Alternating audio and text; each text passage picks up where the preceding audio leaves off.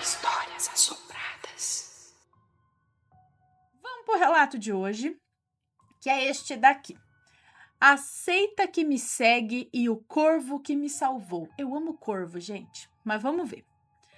Olá, Ana. Estou escrevendo este relato após anos do ocorrido. Atualmente me chamo Fulana, porém tenho outro nome, mas poucos sabem e nem devem saber. Logo mais explicarei o porquê. Gente. Tá. Pode ler tranquilamente, pois todos os nomes que aparecerem estarão devidamente trocados. Atualmente eu moro no interior do Paraná, mas quando isso aconteceu, eu e minha família morávamos em uma cidade muito grande e conhecida no estado de São Paulo. Tudo começou quando eu tinha acabado de completar 7 anos. Eu morava com os meus pais. Nós tínhamos uma excelente qualidade de vida, tudo do bom e do melhor.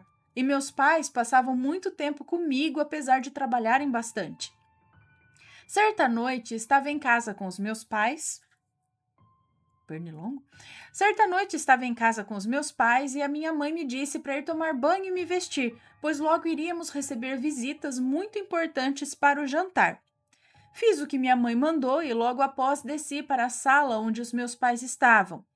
Meu pai veio até mim e disse que eu deveria me comportar muito bem naquela noite, pois ela decidiria o restante de nossas vidas.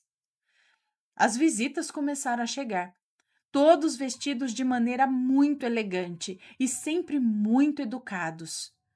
Um homem de chapéu e terno veio até mim e se apresentou. Disse que seu nome era José e que ele já tinha ouvido muito sobre mim. Então ele estendeu sua mão para me cumprimentar. Quando toquei a mão dele, o meu corpo estremeceu. Eu senti um arrepio e um frio insano. Antes de soltar a mão dele, eu tive a impressão de ter visto 2 vultos negros atrás dele me olhando. Fiquei com muito medo e corri para as pernas do meu pai. Todos riram, dizendo que o José havia me assustado com a sua carranca, e ele disse que provavelmente eu havia me assustado ao ver os seus 2 amigos. Todos riram, porém eu entendi que eu realmente tinha visto algo atrás dele. O que eram eu não sei, porém ainda veria aquilo novamente. Aquela noite tudo estava indo muito bem, exceto pelo medo que eu estava de chegar perto daquelas pessoas. Eu passei o restante do jantar agarrada ao meu pai ou à minha mãe. Quando deu perto da meia-noite, a minha mãe me levou ao quarto para dormir, pois eu já estava muito cansada e não queria ir sozinha. Chegamos lá, minha mãe me colocou na cama e esperou eu adormecer para voltar à sala com os convidados. Dormi por um tempo, não sei quanto, mas de repente acordei e senti que havia algo me observando. Comecei a suar frio de tanto medo. Com muita força de vontade, eu abri os olhos. E lá estava, um vulto negro, parado no canto do meu quarto, como se me observando. Num súbito momento de coragem, eu gritei: "O que você quer aqui? Some daqui!" Foi quando ouvi uma gargalhada de arrepiar até a alma, e o vulto me respondeu: "Você é corajosa, menina. Ninguém nunca falou comigo assim. Por ter demonstrado toda essa coragem na sua idade, eu vou te poupar, mas a sua família está nas minhas mãos." E assim sumiu do nada. Eu gritei muito, comecei a chorar e os meus pais invadiram meu quarto desesperados, acompanhados pelo José. Eu não conseguia falar, eu só chorava e soluçava. Quando consegui falar, contei aos meus pais o que tinha acontecido. Eles, céticos, me disseram que havia sido um pesadelo, mas o José me olhava satisfeito. Deu uma piscadela e voltou para a sala. Minha mãe ficou comigo aquela noite. No outro dia, eu me levantei e tinha a mesma sensação de estar sendo observada, porém eu não vi nada de estranho. Então fui ao banheiro e, quando retornei ao quarto, olhei de relance para aquele mesmo canto e tinha fumaça ali. Era uma fumaça negra e densa. Quando me virei para encarar aquilo, senti uma tontura e ouvi novamente aquela gargalhada da noite anterior. Meu corpo gelou, mas aquela sensação logo passou e continuei o que estava fazendo. Uns meses se passaram, aquelas pessoas sempre frequentavam a nossa casa. Às vezes vinham usando umas roupas estranhas, como capas, e nesses dias eu ia dormir na casa da minha avó. Numa dessas noites, a minha avó havia viajado e não tinha com quem eu ficar. Então os meus pais me mandaram para o meu quarto após o jantar. Porém, como uma criança curiosa, né? Como uma criança curiosa que era, fiquei espiando. E começaram a chegar pessoas com umas vestes longas e negras. Meus pais apareceram com as mesmas vestes e eles se retiraram para um cômodo vazio da casa e eu fui atrás, escondida, para ver o que iam fazer. Maldita curiosidade! Eles entraram no cômodo, se organizaram em círculo e começaram a conversar em uma língua estranha, e alguém que eu não vi o rosto acendeu umas velas e colocou-as no centro. Todos começaram a entoar cânticos nessa língua estranha e coisas começaram a acontecer. As chamas das velas se ergueram tanto que quase tocaram o teto. Ouviam-se gargalhadas horripilantes e, do nada, os vultos novamente apareceram. Quando eu me virei para correr para o quarto, eu dei de cara com um dos vultos e caí no chão. Fechei os olhos e cochichava para mim mesma: eu não tô com medo, eu não tô com medo. Foi quando o vulto falou: eu já não te disse que eu vou te poupar? Não tenha medo e vá para o seu quarto. Essa será uma das últimas vezes em que nos veremos, pois o meu trabalho com a sua família está quase no fim. Eu não entendia nada daquilo, mas ficava com muito medo toda vez que me lembrava daquelas palavras. Alguns dias depois, os meus avós estavam voltando de viagem e sofreram um acidente. Infelizmente, eles faleceram no local. Foi tudo muito triste.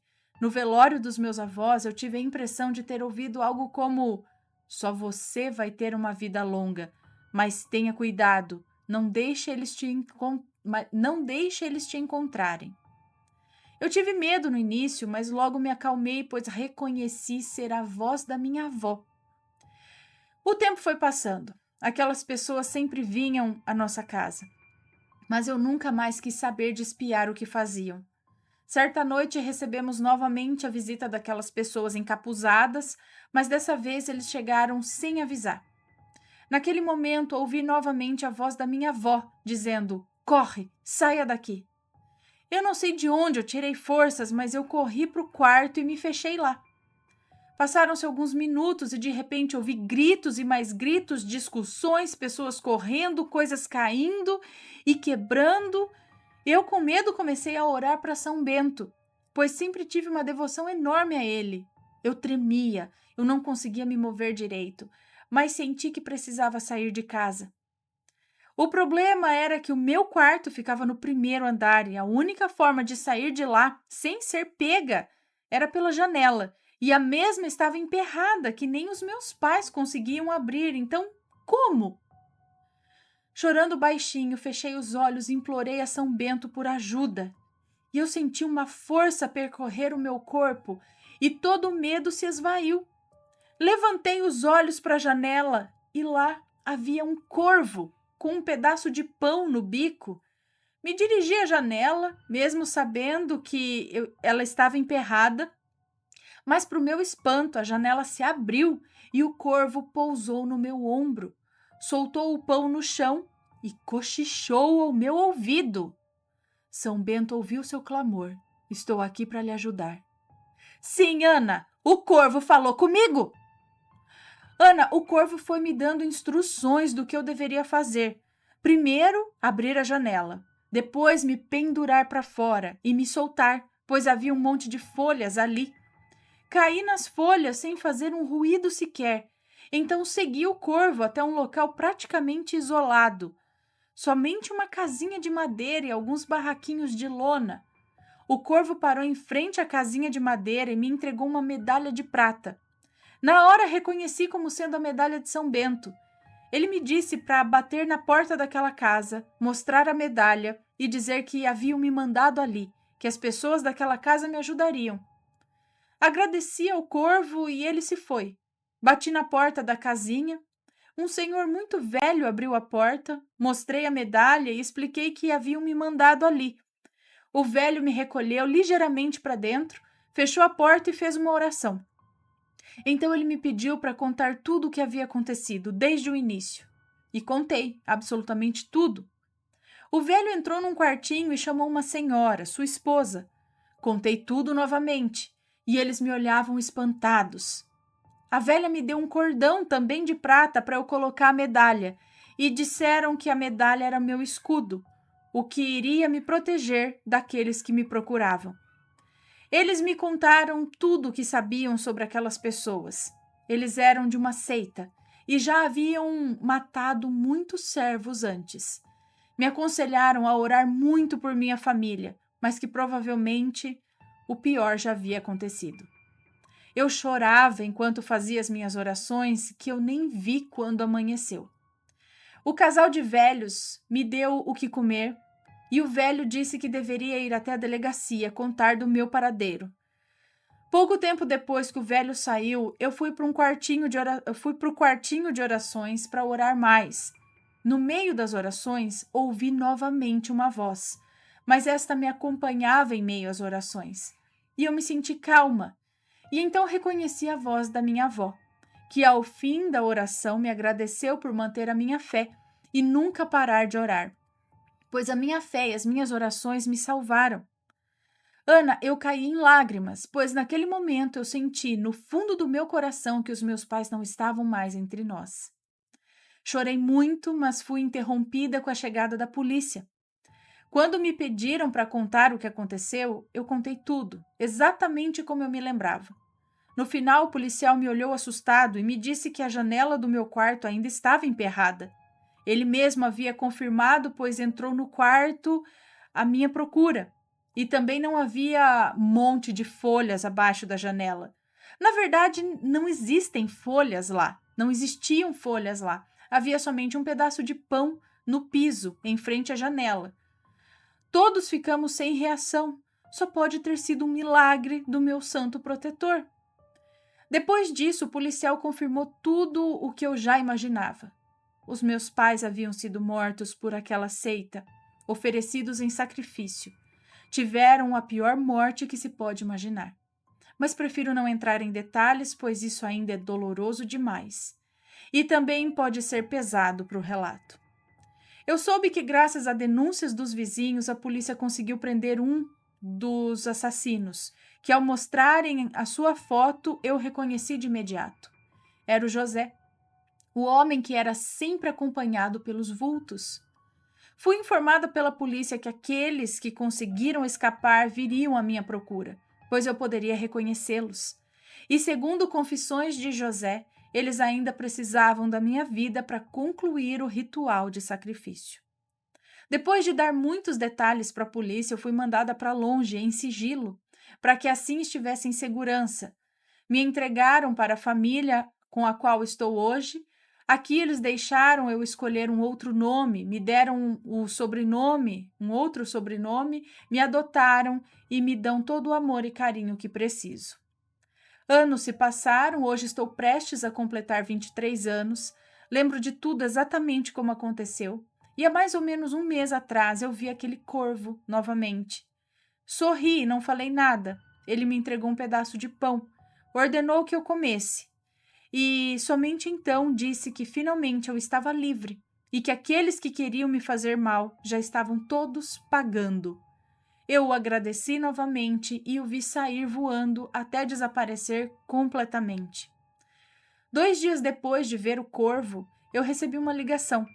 Ali me informaram que o grupo que acabou com a minha família biológica foi preso ao tentar atacar outra família e que agora eu estava livre para assumir a minha verdadeira identidade. Mas eu me recusei. Eu doei parte da herança que recebi dos meus pais biológicos.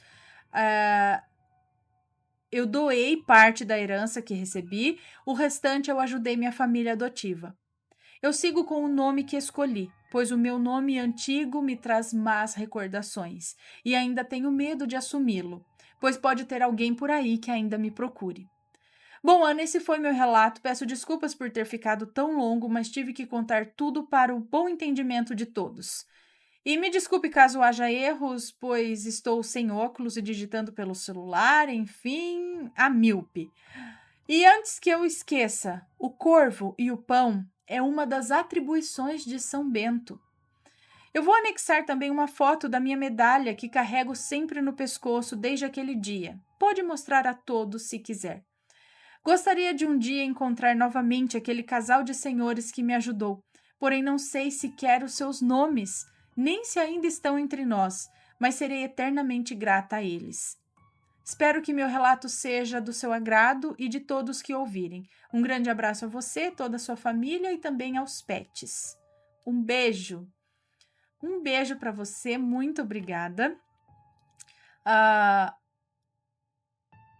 Então, corvo não tem no Brasil. Então, ele era algo espiritual mesmo. E aqui tem a foto da medalha, mas eu não vou mostrar. Mas é uma medalha de São Bento, né? Que todos conhecem, uma medalha de prata, num cordão de prata. Medalha de São Bento, ela mandou a foto. E, cara, lembra de um outro relato que nós... Tudo certo aqui? Que nós já contamos aqui de uma família que a mulher, eles acharam uma casa para alugar e era uma casa mó grande, mó bonita, e a dona da casa ia sempre conversar, e eles falaram, nossa, por que será que essa mulher quer sempre vir conversar com a gente? Ela ofereceu uma casa na praia. Será que foi no Proibidão? Não, não foi. Não foi no Proibidão. Ela ofereceu uma casa na praia para eles, e aí eles foram para essa casa, e aí tem a ver com, acho que é Iemanjá, não sei. Será que era Iemanjá? Que avisou eles que alguma coisa ia dar errado, que era para eles irem embora de lá, e ele era uma seita também, que eles estavam, sei lá, com intenções bem ruins com aquela família. Gente do céu, existe isso por aí? Ainda? Ou sei lá o quê? E se você tem alguma história... Parece até coisa de filme, gente, esse negócio do corvo. Seguir o corvo pra sair. Enfim, se vocês têm uma história parecida, tem algo a acrescentar, deixe aqui nos comentários, mande o seu relato. Se for comentar, tenha respeito, por favor. E é isso, pessoal. Muito interessante. E aí, tá gostando dos relatos? Então o que você acha de deixar um like aí no vídeo, hein? Gosta dos relatos? Deixa o seu like, mesmo que seja nos cortes.